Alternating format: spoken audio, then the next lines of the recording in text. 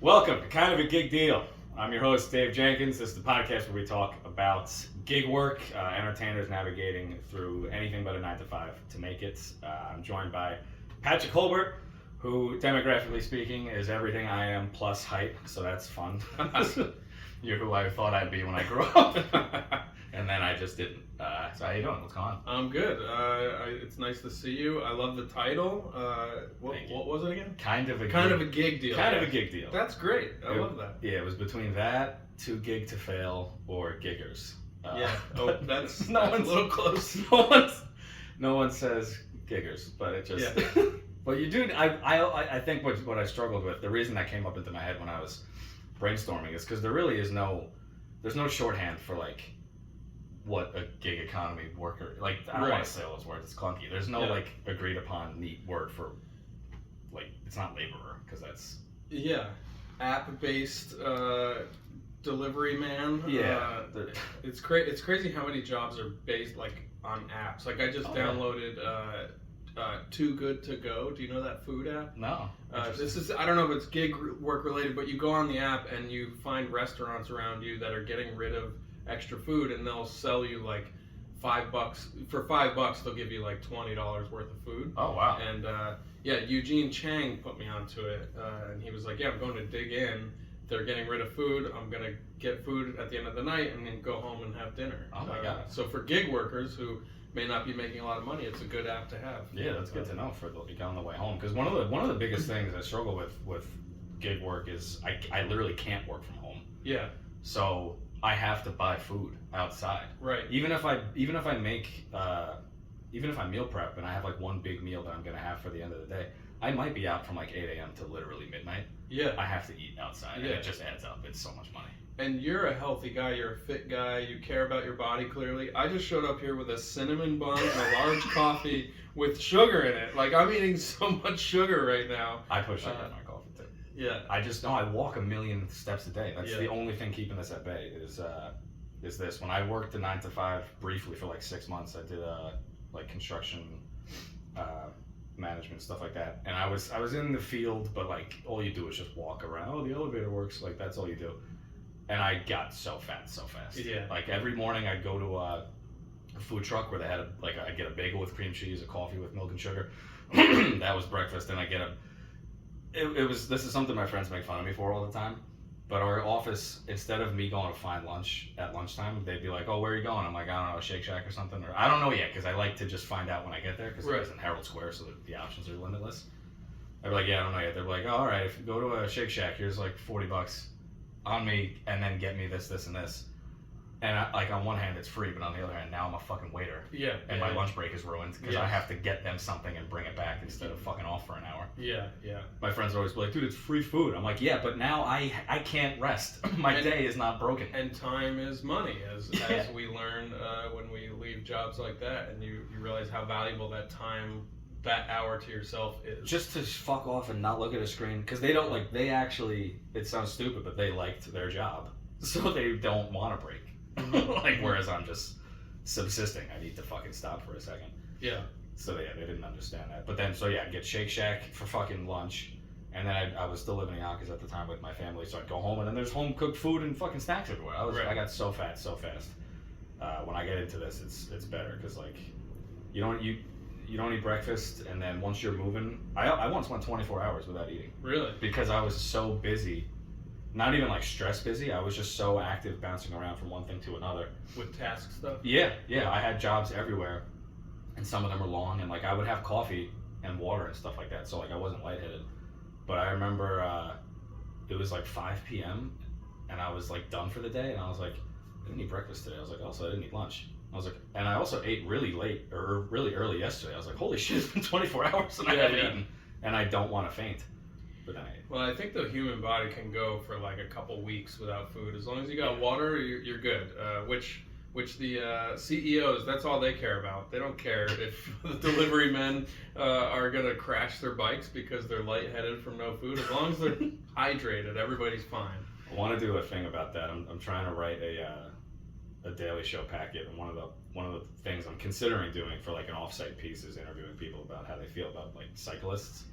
because on one hand I fucking hate them, but on the other hand, I think what the joke might be is like how much I depend on them. Yeah. For so much shit I'd get delivered.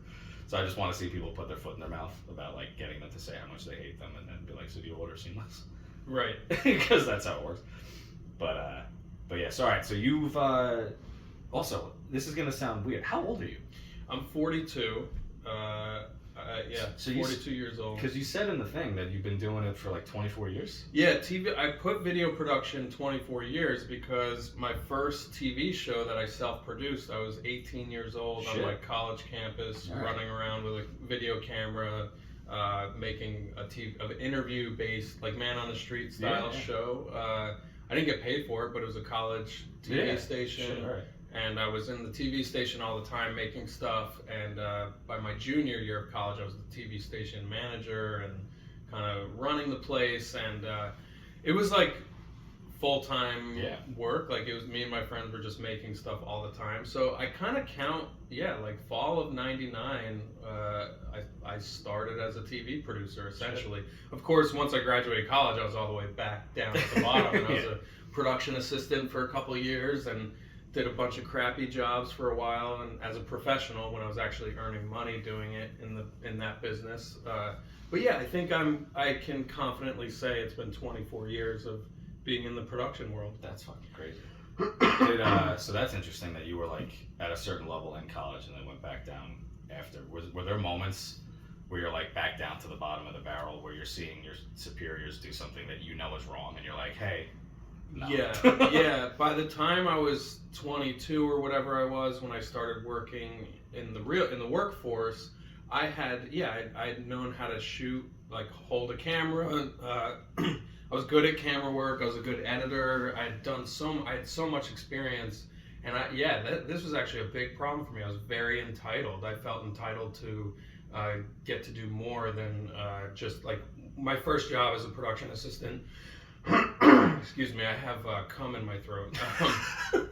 No, my first job as a production assistant, I was a transcriber on a documentary series. So they would give me tapes of interviews, and I would sit at a computer and write down word for word what the subject was saying. And I would do that for up to 12 hours a day because I was. They expected a lot out of us, and also I was too shy to be like, I'm not sleeping enough and this is too much work. And there was actually a guy who told the executive producer in this department, they were like, this kid keeps showing up at 8 in the morning, he's not leaving till 8 at night, like somebody should like tell him he doesn't have to work this hard. And my immediate boss did want me to work that hard, but they like told her like you can't have these people making, it was like for $125 a day back then. This was 2003. Somewhere, Anyway, so I was sitting there not using the skills I had learned, and I felt entitled to get to do more, and it took a couple years to finally start getting entrusted with bigger responsibilities and going out in the field and shooting stuff.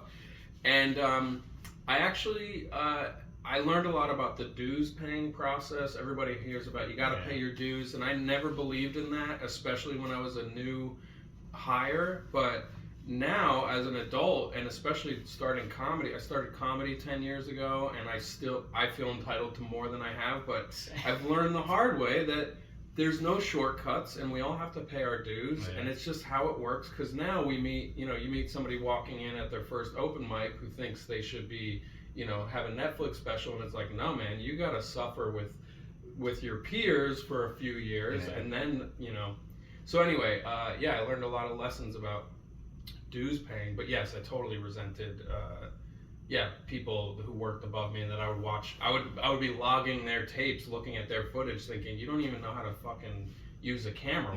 Why do you have that job? But it was very humbling.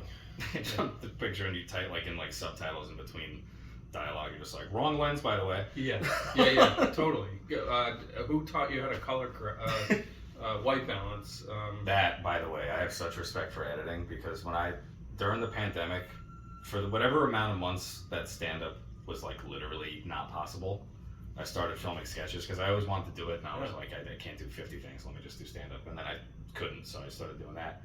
and like the editing thing. I remember just how long it felt like a fucking marathon just to get to a point where I could like use two different cameras with the same dialogue and cut between. That made me feel like I could put a movie together. Yeah. But And you can with that level of skill. But then the color correction, like you could clearly tell it's two different cameras because like it's like sepia and then like saturated. I'm like, how the fuck do people do this? Yeah, you know what they do is they make them both black and white. Yeah, that's the only thing I could think of was, oh god, it's such a pain in the ass. And like also my sound equipment. The reason I'm even just recording it on my phone is because the last day of recording this, I have lav mics, but I can't get it to not sound like shit. Yeah. It's that in the background of everything. And I don't know if it's the laptop because it's from like 2015 or if it's other shit. I had Andrew Steiner on and he was like, oh, these are just shit. Yeah. Oh, right. Well, we could talk about this later, but depending on the software you're using, there might be filters that you can apply to the sound files too. But it's even before. I have like a Behringer what do you call it? Mixer, yeah, the mixing board, and it just ever since I put something in, I just can't get it away. I have no idea what the fuck it is, but it's just one of those things where I'm like, I feel like I'm on chapter 1. Yeah, infinitely. Like there's no progression. It just is hard. Yeah. Well, that's the thing with any of this stuff. It's good to just do it, and because the best way to learn is by doing and making mistakes, and then getting a little bit better the next time. And I've done that with every career pursuit I've had, and it's just gonna be painful for a little while, and then So how do you? Because all right, so you're 42. I know I can see the ring. You're married. I'm pretty sure you have at least one kid, right? Yeah, I have a 3.5-year-old. Cool. Yeah. All right. So when it comes to this kind of work, I'm always interested in talking to anyone, even 1-year-older than me. Like when it comes to like big things that aren't, it's like it's not just about survival anymore. It's about other people. Like how does that work mentally with like gig work? Yeah. Like we have to earn money to feed a child. Yeah, and my wife, she's a gig worker too. Essentially, we both have 3 jobs each. Okay. I do comedy. I work as a something called a sober companion / sober coach. Okay. I've been sober for 15 years, and I work for this agency that pairs us with people who might need a higher level of care, is the industry term. Like maybe they're getting out of rehab or going to rehab, or they just can't seem to stay sober and they need extra help. So we'll get paired with an individual. And they'll pay for it, like knowingly? Yeah. A lot of times it's people's families will pay the agency, and then they'll, so that's one of my jobs, and then video production, and my wife works on fashion photo shoots. She's a yoga teacher, and she's a postpartum doula, so she works with people with new children. And we both very consciously decided, like, we don't want real jobs. Like, we don't want to have to go somewhere every day and be beholden to a boss. And in 2013, I was working on an MTV show called True Life, and I'd worked on that for like 10 years. And when I got sober, I started my production company, and I started doing all these projects for MTV, getting contracted, big budgets. I made a ton of money, except I was fucking miserable. I was like a workaholic. I put alcohol away and became a workaholic, thinking that would make me feel like somebody, filling a hole. Yeah, I'm gonna be, if I can't be the cool party guy, I'm gonna be the cool rich guy that people admire, or whatever. I don't know what I wanted, but I burnt out on it, and I quit basically, and I started doing comedy because that's what my inner child always wanted. I just got to do comedy for like 2 years without really having to think about money, because I had saved up so much, and that was great. And then the money disappeared, and then we got married, and then I had a car accident, and we paid for our wedding on a credit card. We paid for a new car, a used car on a credit card, and I had no plan for money, so we were debting for like a few years.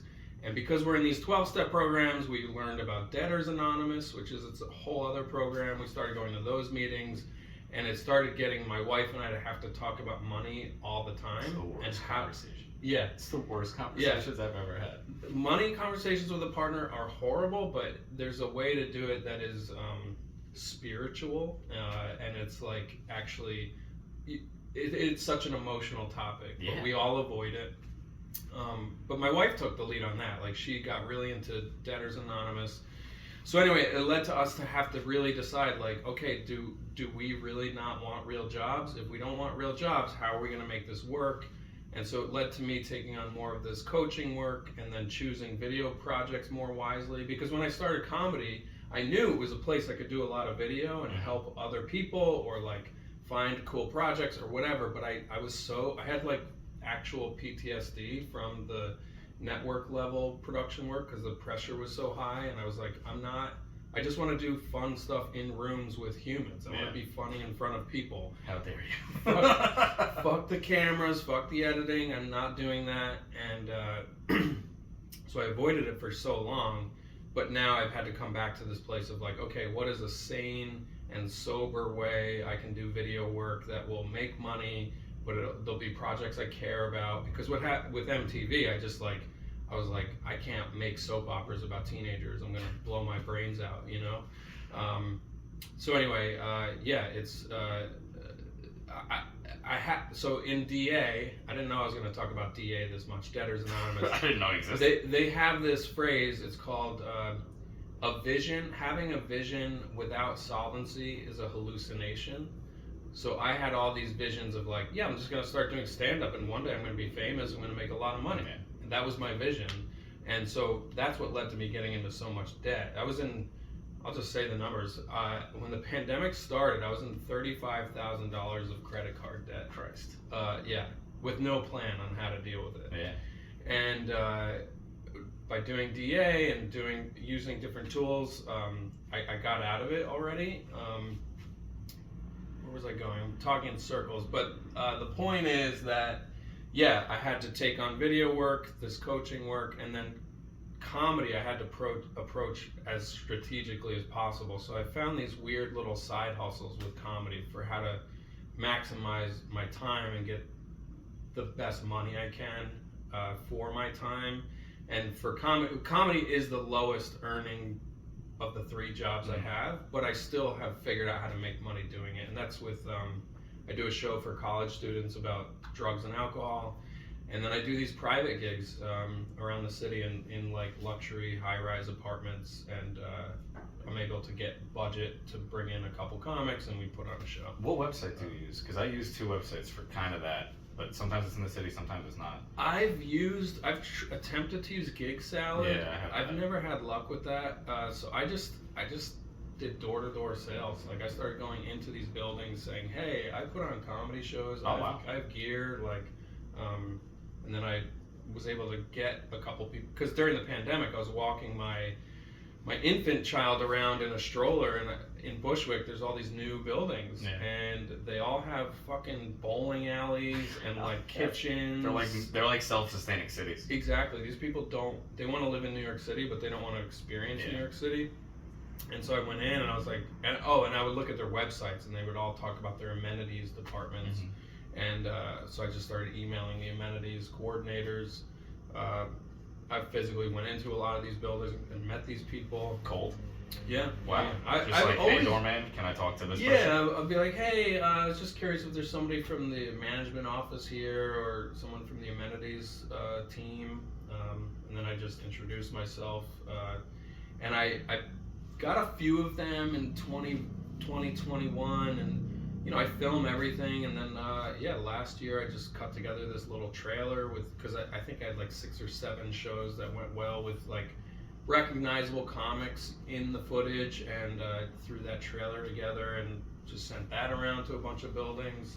By the way, if you're a comic and you're listening to this and you steal my fucking idea and you take business out from under me, I will track you down and get your address, and then I'll sick Dave on you, because I'm not a tough guy. But yeah, I that was doing that was like based on like Debtors Anonymous stuff, where I heard from other people like, yeah, you have to like have a vision. You have to think about what your time is worth. You have to figure out what you can charge for your time. And I've applied that to video stuff and comedy stuff. And of course, I do a ton of comedy gigs for no money when that makes sense. But yeah, I feel like I'm going on and on. I'm sorry. No, I love it. It's everything it's like everything you're talking about is stuff that I'm about to like kind of walk into in my own life. I'm 30, so like all of those things are coming into, they're gonna show up one way or another. So yeah, it's just good to hear stuff like that. But yeah, the door-to-door thing I love because it just sounds like such a antiquated thing that like you'd only see in movies because it only happens in movies, but like no, it has to actually be real at some level. Yeah, and we all know the feeling of emailing the booker at some bar show or some club or whatever. Those people get hundreds of emails, so you gotta like if you want to perform on a bar show, unfortunately you gotta go watch the show. You know what I mean? You gotta meet these people in person. Yeah. And same with colleges. I have a college agent, but they're not fucking sitting around calling schools on my behalf. So like when I came up with the show I do, the first summer before the show was actually done, I called schools. I emailed. I'll admit that I emailed probably hundreds of schools, thousands of schools, and I knew it was specifically a like mental health oriented show. So I would email like the mental health departments or student activities CC'd along with like a mental health department, whatever. And I got some bites that way, but it's picking up the phone and calling, like even if it's just some student work study person who picks up and they're like, oh yeah, I don't know, I just like work here. I'm like, well, what's your name? I write down their name and then I say, who should I email about this? And then I email that person. I say, hey, I talked to Marissa at the desk. She said, you do this. I have this show. Here's the trailer. So like sales is like so much of my life. But I have to do that in a sane way too. Cause like I can get, they'll call it time drunk in DA. Like if I'm like, all right, today I'm just gonna do these calls, I'll end up making like 50 calls in a day, and I look at the clock and it's like 6 o'clock, and I told my wife I'd be home at 5, and I'm like, I have to like, sometimes I get into that like manic space where I feel insane at the end of it. I feel that way about almost anything I have to do if I have to sit down and do it. Like I just said about like the Daily Show packet. Like yesterday I was trying to do TaskRabbit stuff where I only had one thing lined up, so I did that, and then the whole day I had my like availability on in case other people wanted to hire me. And there's days where that fills up and I'm truly working the whole day and it feels great. Like 2 hours after I did the first thing, I could tell, you could just get a feeling by a certain time, you're like, even if I stay open, I'll get one thing at like 9 p.m. It's just gonna throw my whole day off if I stick around waiting for it, so let me turn it off and just go home and do something else. And I didn't have any new stand-up stuff to work on, so I didn't even bother looking at like any mics or anything like that. I was like, let me just go home and figure out the Daily Show thing. And I'm trying to like, I'm opening a Final Pro and I'm just like doing this, and like we have a second room in there, which I'm grateful for, but there's no windows. There's nothing coming into me. I'm like, where do I even live? What year is it? Like, what the fuck do I want to talk about?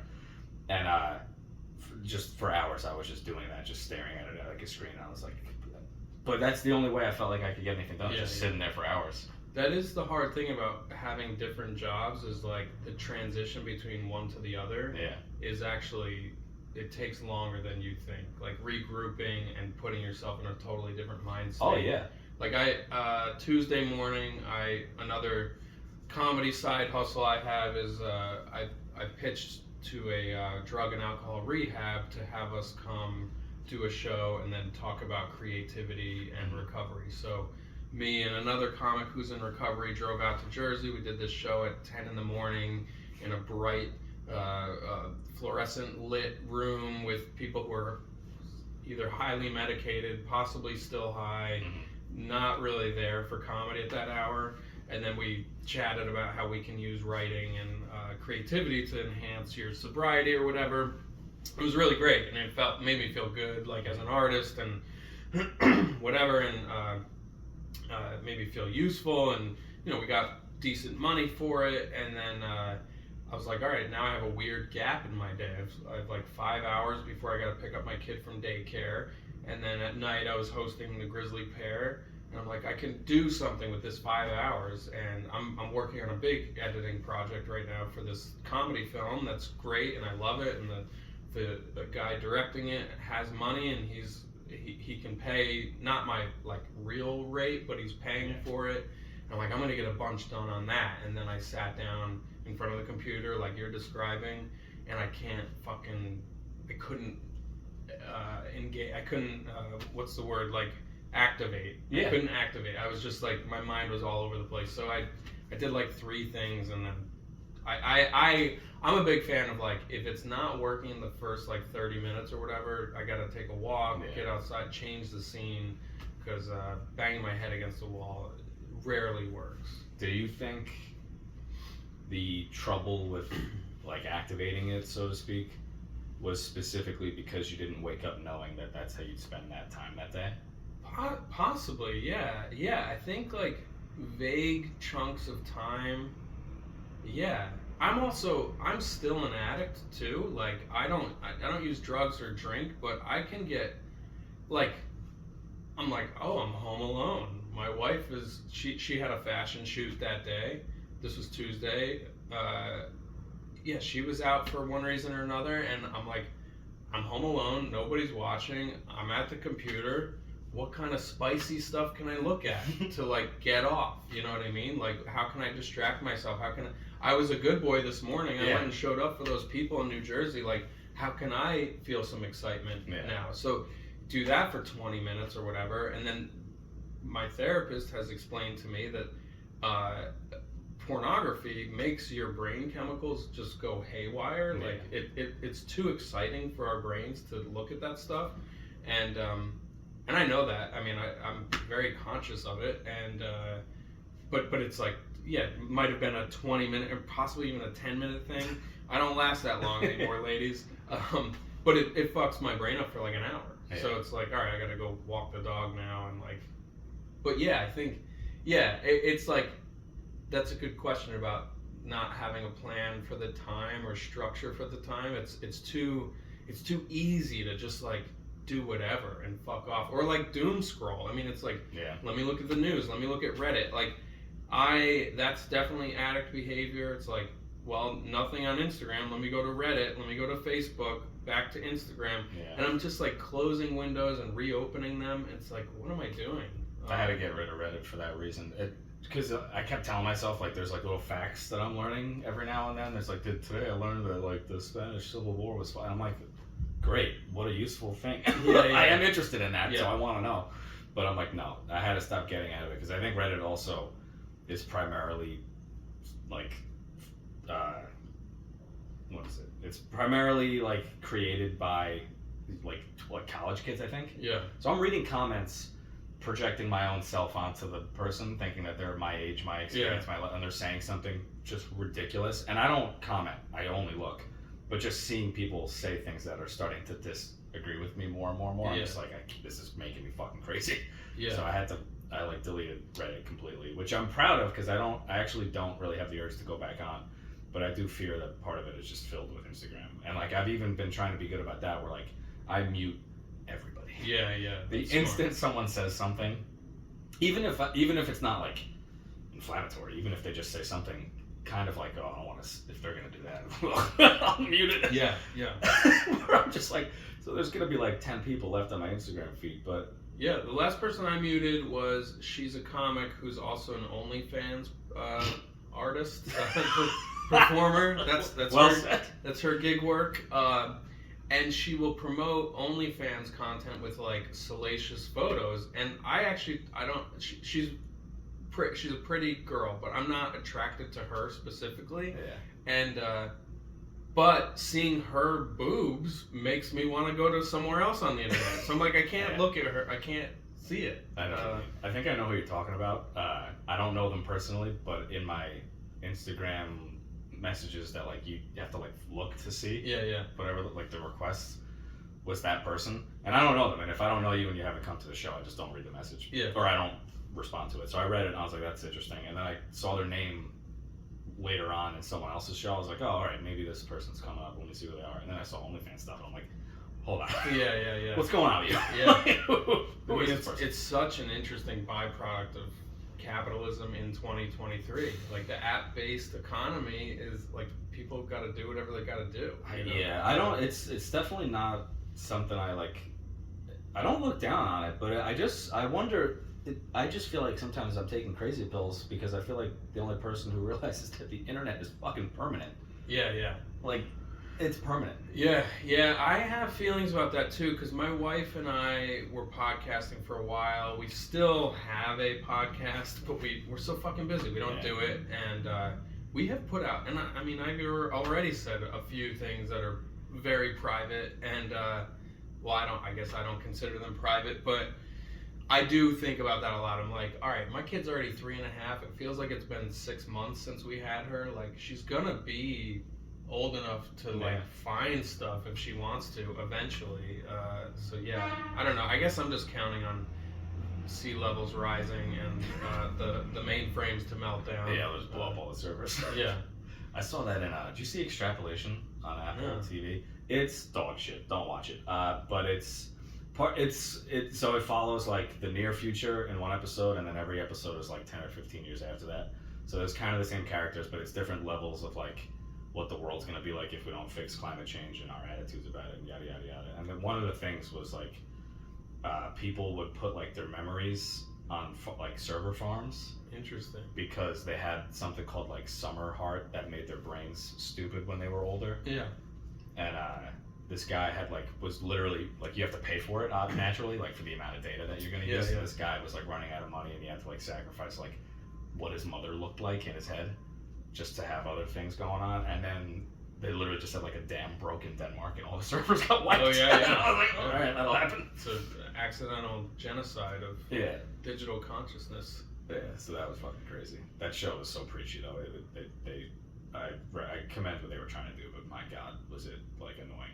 I like on Apple TV Severance. Yeah. I think it's so well done and so interesting. Such a cool idea. So that's something that could have been like one episode of Black Mirror. Yeah. But to have it be a whole show was so fucking cool. Like the implications of stuff. I don't know if they've ever said in the show what year it is. Yeah, it's kind of like I assume it's like near future. Yeah, near future, like, near enough. But yeah, I mean we're getting there. Like, yeah. Like I've only done one thing with immersive, like the Meta goggles thing. Yeah.